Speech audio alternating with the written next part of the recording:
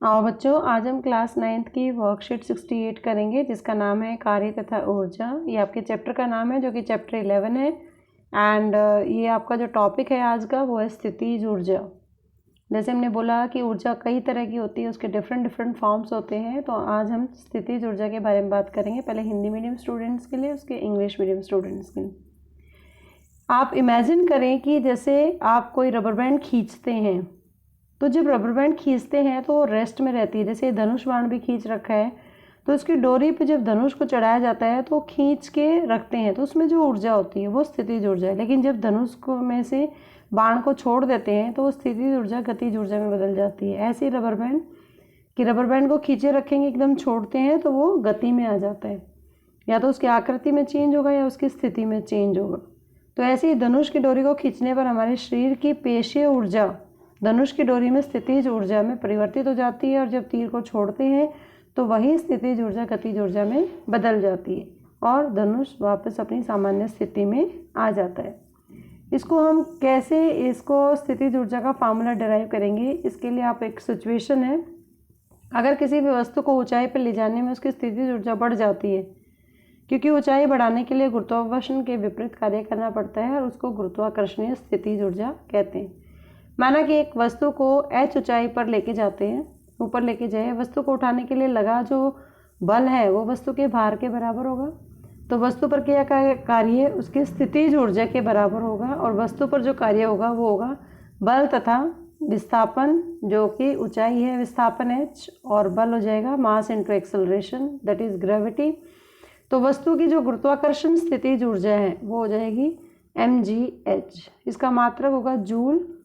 इसलिए स्थितिज ऊर्जा केवल उसकी ऊंचाई पर ही निर्भर करती है, चाहे वह किसी भी पथ से उस ऊंचाई पर जाए। माना कि पथ एक से डायरेक्ट लेके जा सकते हो या उसको जिगजैग वे में लेके जाओगे, जाना उसको वहीं पर है, तो वो उसके रास्ते पर निर्भर नहीं करती, सिर्फ ऊंचाई पर निर्भर करती है। नीचे की ओर गिरने वाली वस्तु लगातार त्वरित होती है क्योंकि इसकी स्थितिज ऊर्जा गतिज ऊर्जा में बदल जाती है, और नीचे पहुंचने तक वस्तु की पूरी स्थितिज ऊर्जा गतिज ऊर्जा में बदल जाती है। इसके बाद आता है, इसमें एक न्यूमेरिकल भी है। ये न्यूमेरिकल आप इस फार्मूले को लगा के कर सकते हैं।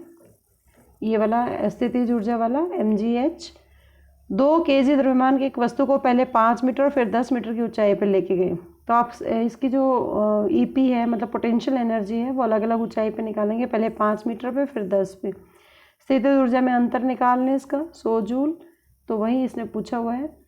दूसरा उदाहरण है, 5 मीटर की ऊंचाई पर रखी 1 kg द्रव्यमान की एक वस्तु की स्थितिज ऊर्जा का परिकलन कीजिए। तो जो जो दे रखा वो लिखते जाएं। मास जैसे 1 kg है, हाइट है 5 मीटर, ग्रेविटी 9.8 की जगह 10 दिया हुआ है तो 10 लिख ले लें यहाँ पर।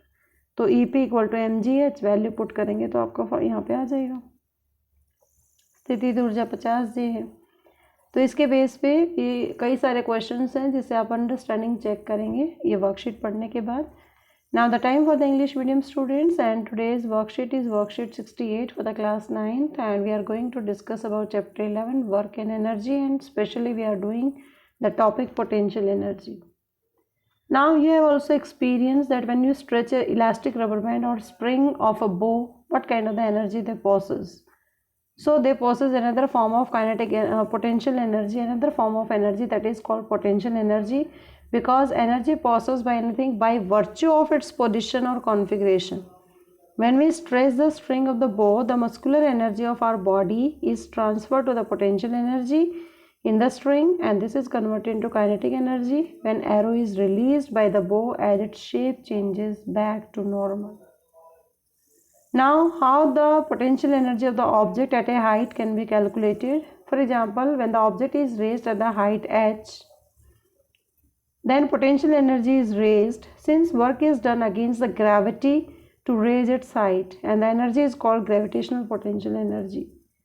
Let us consider the mass of the object is m and the height to which it is raised is h. Minimum force required to lift the object is same as the weight of the object. So it is W equal to mg, force into acceleration. Force into displacement, displacement is s.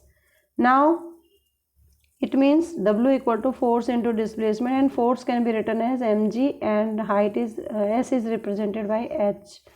So it becomes W equal to mgh, and work done is in the form of potential energy, so EP equal to mgh. This is the formula of potential energy. And the potential energy of the body always depend upon its height, not the way or the path taken to reach the height. For example, path 1 and path 2, it never depend upon the straight path or the zigzag path, but it depend on the height of the object. And when the body fall at a particular height, then its potential energy is converted into kinetic energy, and when it reaches the ground, the whole potential energy is totally converted into kinetic energy. So from this you can say energy can neither be created nor be destroyed, but it changes from one form to another form. Now on the basis of the worksheet, you have to check your understanding by doing these questions and these two examples. Keep watching Super Vigyan. Thank you so much.